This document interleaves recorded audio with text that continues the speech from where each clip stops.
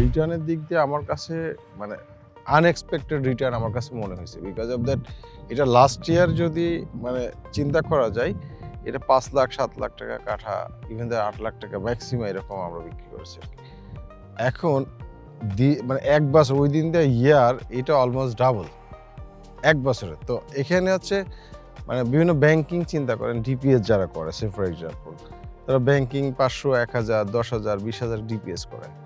তো এখন এই রিটার্নটা কিন্তু তারা 5 বছর পরে 6 বছর পরে ডাবল পায়। আর আমার কাছে মনে হয়েছে যে এখানে 5 বছর পরে 5 গুণ পাবে।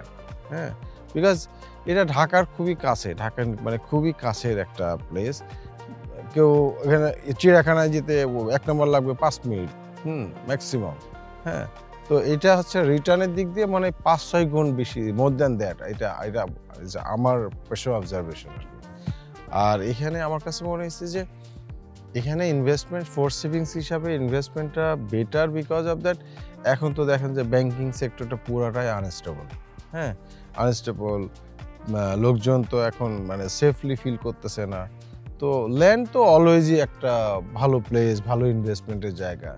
হ্যাঁ, যদি এখানে একটা ভালো সেক্টর, ভালো জায়গা। আসলে আমাদের দেশের সবাই তো আস্থাটা কম, মানুষের আস্থাটা কম এই সেক্টরের উপর, বিকজ অনেক ইনসিডেন্ট আছে এই ল্যান্ড নিয়ে, অনেক কিছু আছে। তো আশা করি এখান থেকে একটা ভালো মানে যেভাবে আগাচ্ছে সব কিছু মিলাই আমার মনে হয় যে সবাই এখানে খুব উপকৃত হবে আর কি। এটা আমার কাছে বিশ্বাস।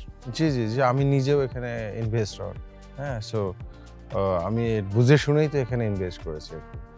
সো অবশ্যই আমি এটা উইশ করি যে এখানে near future is very good opportunity.